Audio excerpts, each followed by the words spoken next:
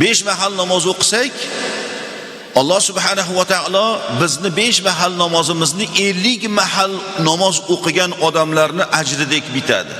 Chunki avvalda 50 mahal namoz farz bo'lgandi.